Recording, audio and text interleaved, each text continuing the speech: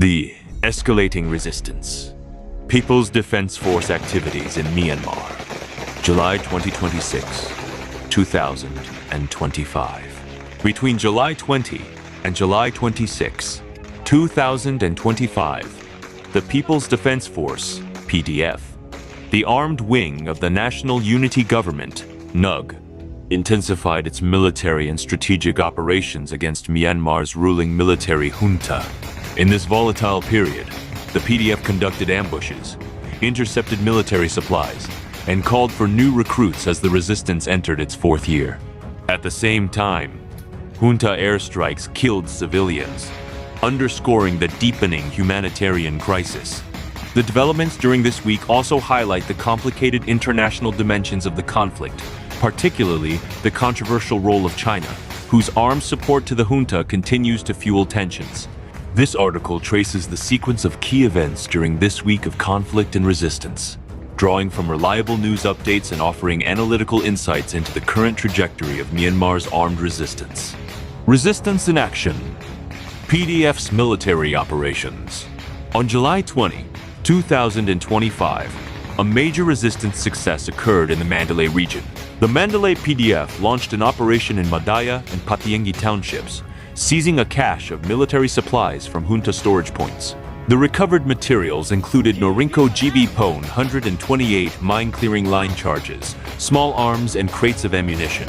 Norinco, a Chinese state-owned defense enterprise, has become emblematic of China's controversial military support to Myanmar's ruling regime. This seizure was not just a tactical win, but a symbolic strike against the Chinese-backed military industry that continues to arm the junta. The PDF's ability to intercept and disrupt military logistics in a region as strategically important as Mandalay indicates the growing reach and confidence of the resistance. It shows that the PDF, though comprised largely of loosely connected regional battalions, can penetrate deep into junta-controlled zones and carry out successful raids with both precision and purpose. 5 days later, on July 25, 2025, a joint ambush in Pakoku Township, Magway region, further demonstrated the PDF's growing operational maturity. 2 junta soldiers were killed near Ye Lai Monastery by a coalition of resistance groups. These included Red Giant, People's PDF, PPDF, All Burma Students Democratic Front Battalion 3, ABSDF 3, Ya Guerrilla Force, YGF, Pusauti Integrated PDF, PIPDF, Alin Tan Group, the White Force, TWF, and Upperland Allied Forces. The use of multiple groups in a single operation reflects an increasing level of coordination among anti-junta forces. Rather than acting as disparate units, these battalions are beginning to synchronize their activities to greater effect. In addition to direct combat, PDF forces remain engaged in the broader struggle for legitimacy, territory, and strategic positioning. Their success in disrupting junta operations on the ground is not yet sufficient to shift the balance of power definitively, but these continual attacks chip away at the military's logistics, morale, and perception of control. Civilian casualties. The human cost of conflict. The price of escalating resistance has been disproportionately borne by civilians. From July 25 to 26, 2025, the junta launched coordinated airstrikes and artillery attacks on Pulaw Township in the southern Tanantheri region. The strikes targeted areas sheltering internally displaced persons, IDPs, killing 10 civilians and injuring 5 more. This followed an earlier attack on July 19 near Myangma village, which left at least 4 civilians dead. These attacks underscore a brutal pattern by the military, targeting civilian infrastructure and refugee populations in order to undermine public support for the resistance. The military's indiscriminate use of drone bombs, artillery shelling, and Air Force resources reflects both desperation and strategic cruelty.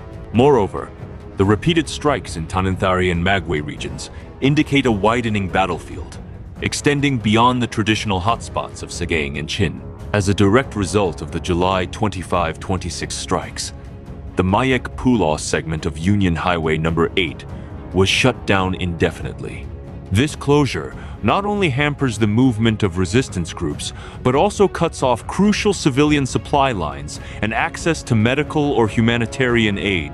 The junta's capacity to coordinate attacks using ground troops, naval units, and air power in this region shows its continued grip over certain strategic corridors, but also its willingness to wield that power recklessly, with devastating consequences for non-combatants. Strategic escalation, calls for recruitment and internal dissent.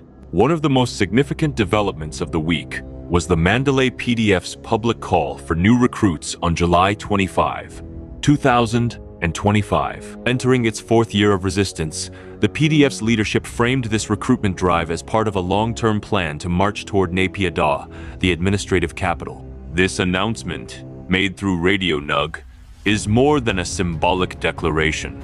It suggests a shift in the resistance strategy from defensive guerrilla warfare to sustained offensives aimed at reclaiming national institutions. Such a bold vision raises important logistical and strategic questions. Recruiting new fighters is easier than training, arming, and deploying them effectively. Many PDF units still lack standardized weapons and professional military training. Furthermore, Naypyidaw Daw remains heavily fortified, and any direct approach would require a level of operational unity and firepower that the PDF does not yet visibly possess. Still, the call for recruits is a psychological and political act as much as a military one. It aims to boost morale, signal long-term intent, and attract international attention to the legitimacy of the NUG's struggle. Complementing this internal push was a notable defection on July 11, 2025. Nay Win-tun, a 31-year-old soldier from Light Infantry Battalion 228, defected peacefully to PDF Battalion 2 in Sagaing region. Originally conscripted under the junta's draft lottery, his defection is emblematic of growing dissent within the ranks. As the resistance endures and the junta's military wages a costly war on multiple fronts, such defections, though individually small, signal a potential erosion of loyalty among lower-ranking soldiers. The international equation, China's controversial involvement. Amidst the fighting and internal developments, the broader international dimension of the conflict continues to play a pivotal role. Central to this is China's military and political backing of the junta, primarily through the sale of weapons and military equipment via state-owned companies such as Norinco. The captured Norinco equipment on July 20 is not an isolated case.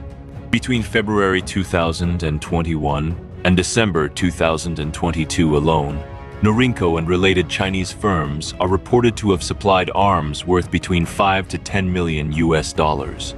These included mine-clearing systems, tank simulators like the MBT-2000, and components for missile and anti-aircraft systems. Chinese involvement extends beyond arms. Beijing reportedly pressured certain ethnic armed groups, including the Myanmar National Democratic Alliance Army, to return strategic territories such as the northern city of Lashio to junta control. This was evident in April 2025, when Chinese diplomatic efforts influenced the return of Lashio, a strategic city in northern Shan state. Such actions have sparked widespread resentment among Myanmar's resistance movements and civilian population. Anti-Chinese sentiment has surged in regions like Sagaing and Mandalay, where Norinco weapons have been used against civilians. Calls for international sanctions against Chinese arms suppliers are growing louder, and PDFs often highlight their battles against Chinese equipment as part of a broader anti-imperialist narrative. This international dimension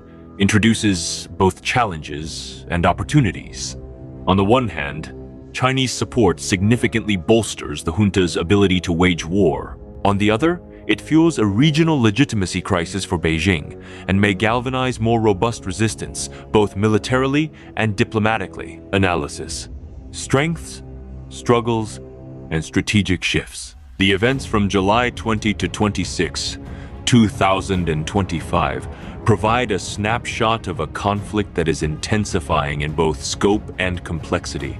The PDF continues to gain tactical ground, especially through raids, ambushes, and local-level operations.